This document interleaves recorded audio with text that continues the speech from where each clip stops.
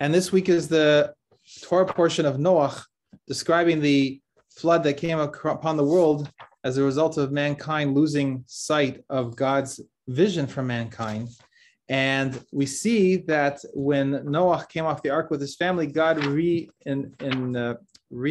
with the covenant, with the promise that he would take care of humanity. And he would no longer seek to deal with the disappointment, so to speak, that humanity is imperfect, but rather, instead of dealing with everyone at once, each person would be judged independently on their own account. And in this week's Parsha, it says some things that are very important for us to take stock of, because we see a repetition in our generation of the very things that God is explaining to Noah that he should be careful of, and he should be conscious of, and make sure that that humanity does not repeat it. So one of the verses over here, it says in Parsha Noach, and this is in Bereishis chapter 9 of the book of Genesis, and it says in verse 6, it says, "Shefech dam ha'adam ba'adam dam yishapech ki b'tzelem Elohim ases ha'adam." It says that if a person murders, if he spills the blood of another man, then he shall be executed, because a man was created in the image of God, in the image of God Almighty. So this is such an important concept for us to understand and really see what it means. And to understand it properly, we have to understand the lies that are spread in the world already for thousands of years, and particularly with greater force over the last couple hundred years, that we have people who seek to make war against the knowledge of God in the world and to bring chaos and destruction to the world, that teach a foreign concept and say that the real reason that people don't kill each other is because of something they call a social compact. And the way they imagine a social compact working is that one person won't kill Mr. A won't kill Mr. B, because he's afraid that if he kills Mr. B, then Mr. C might kill him also. So everyone agrees that they agree not to kill each other. But this is falsehood. That's not the reason why one person doesn't kill the other. The reason is, God says right here in the Torah, the reason that it's forbidden to kill another human being is because a human being is created in God's image. When you understand that a human being is created in God's image, then you know that it is not allowed for you to touch or destroy or mutilate or harm that divine image. It's not because what you expect to get in return. It's because you honor the divine image in the other person. And when you honor the divine image in the other person and you recognize that, so therefore you're not going to kill a person, because God forbid that you would erase the divine image from the world, then you are also going to, while the person is alive, you're going to treat that person with respect, because you're going to see that that person's created in the divine image. If you can't kill him because he's created in the divine image, then how much more so you have to, while he's alive, treat him with respect, because he's created in God's image. So here we see the answer from this verse itself. We could see the answer to all the plagues that we have today. So one of the plagues that we have today is the plague of euthanasia. This euthanasia was started in really largely a thinking disease in the United States that spread and also sprouted simultaneously after thousands of years of hibernation in Germany in 1939. Also, the Euthanasia Society of America was started with the idea to just kill people who were no longer leading lives that were considered valuable by the rest of society. Because if you only go according to a social compact, then when the social decides that some people can't defend themselves, or their lives are no longer essential, or they're no longer useful, then according to the social compact rules, then people could decide, get rid of the weak, get rid of the disabled, get rid of those that have no productivity for society. So that's the German concept of lives unworthy of life, which is a concept in the United States also with the Euthanasia Society of America, which started in 1938, 1939, and sought the exact same goals that Hitler was implementing in Germany by euthanizing the elderly, the sick, and the children, the disabled children. God forbid. Shem should save us from such terrible things, but that's an American thing. We got to stop thinking about the Holocaust as something that happened over there and happened then. It's something that they were trying to lay the groundwork for in America in the 1930s, also with the exact same thinking of creating death squads of doctors and creating people who decided that when they could take the life of another person directly in opposition to God's will, which we just read now in chapter 9, verse 6 of the book of Genesis, that says, no, you cannot take the life of another person. You cannot spill their blood. And that euthanasia society in America, it kind of went a little bit, lost some favor after the war when people saw the natural, what it looks like, this euthanasia society in action.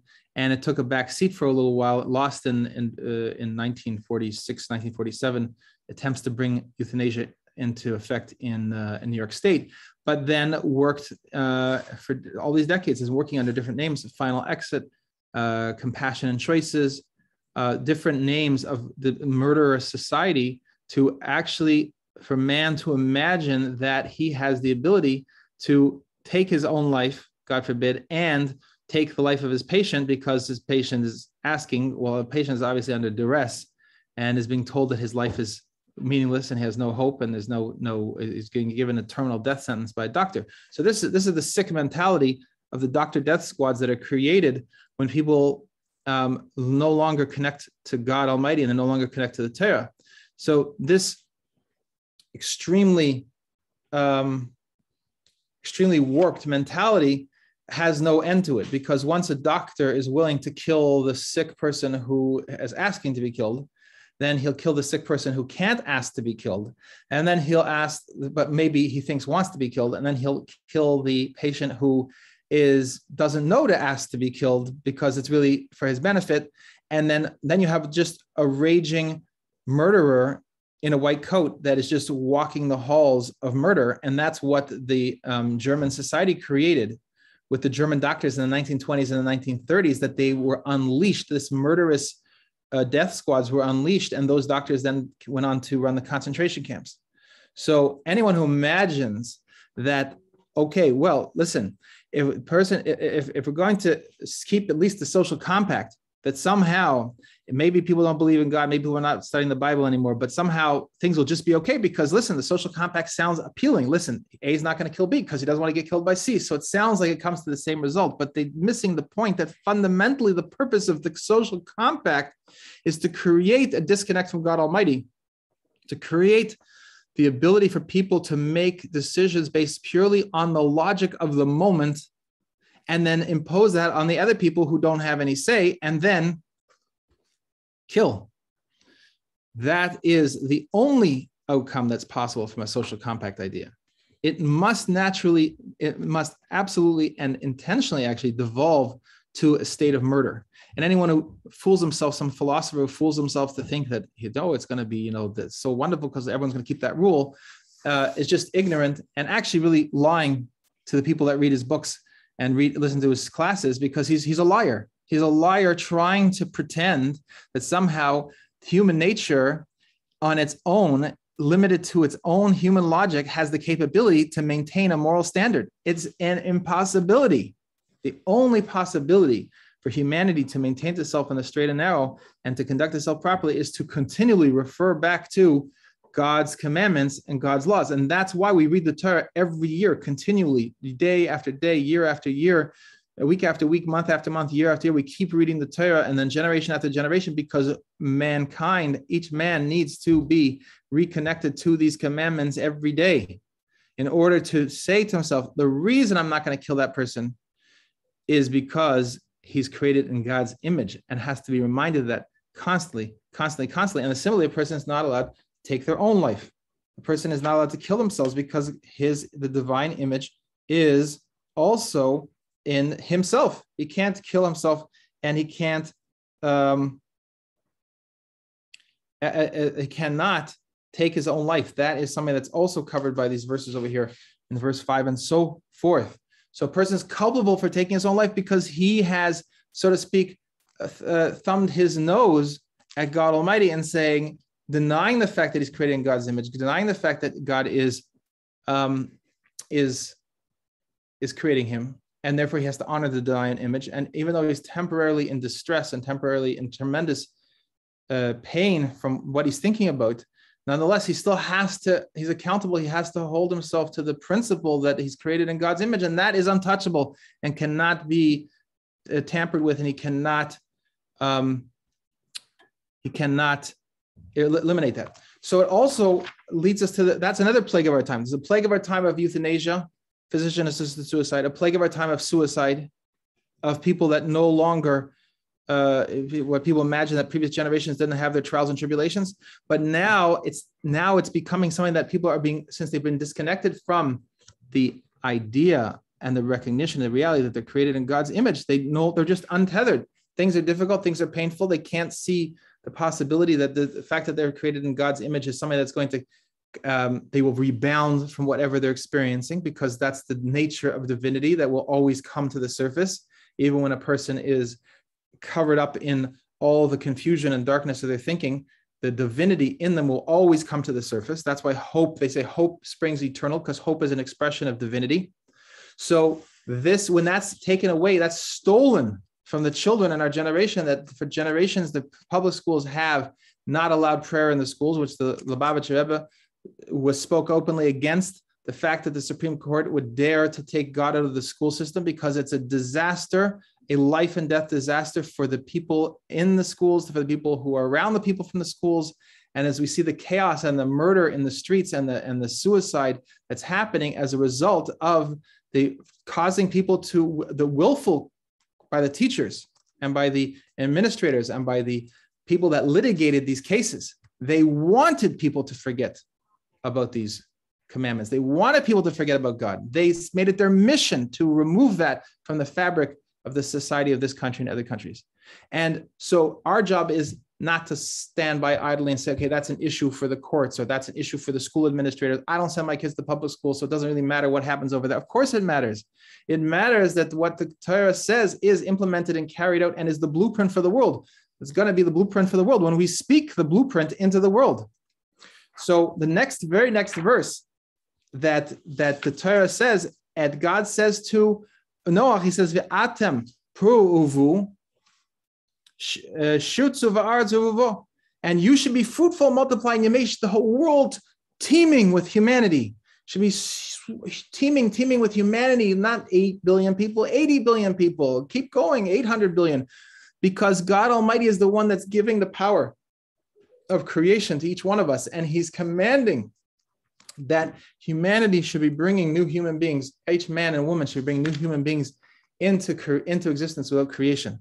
Should be bringing human beings into existence through procreation without calculation. It's not our job to calculate the number of children that we're going to have. It's our job to receive gladly God's blessing and to bring them into the world. And God, just like he can make the miracle of procreation and conception and birth, he will make the miracle of every human being being provided for.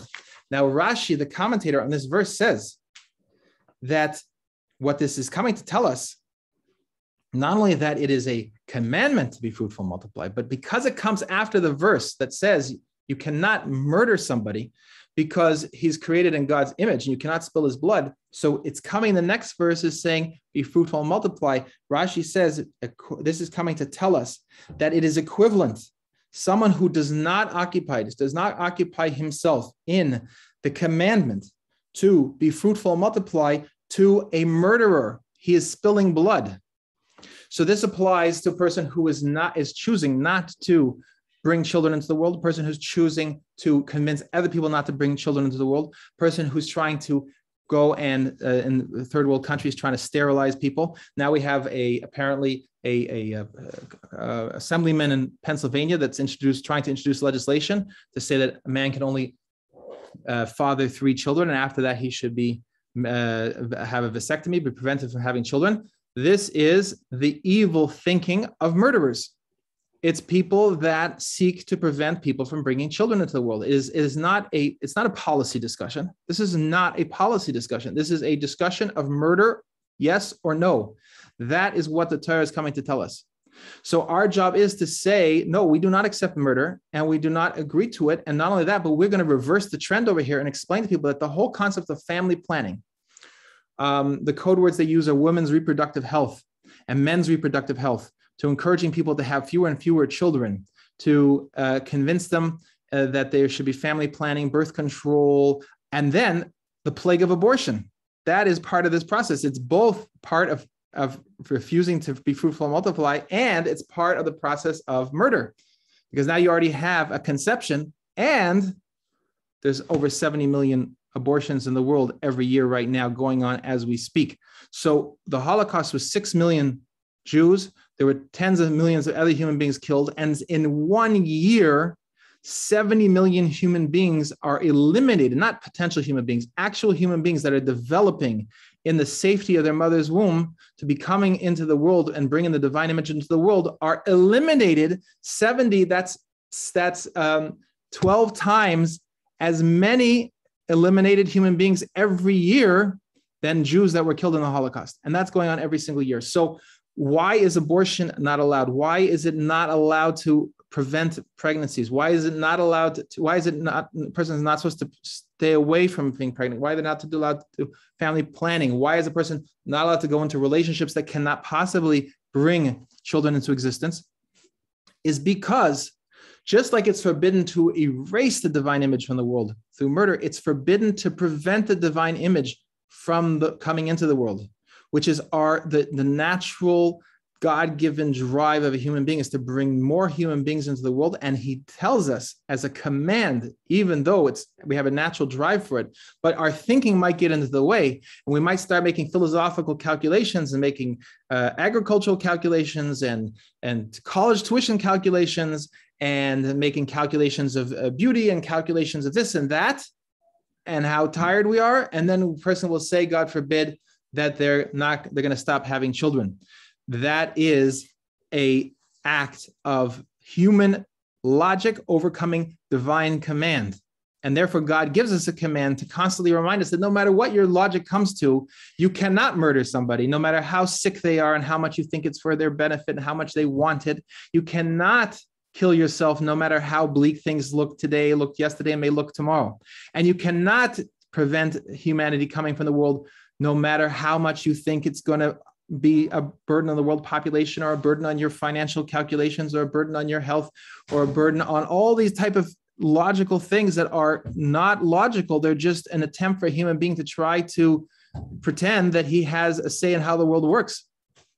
But therefore, we have to recognize that God Almighty wants us to follow his commandments in order that we should bring goodness and kindness and love into the world. And the bringing children into the world is through love. Helping other human beings in the world is through love. And this is what our command is. Our command is to fill the world with loving, good, upright human beings that are educated and grounded in the knowledge that there's nothing besides God Almighty.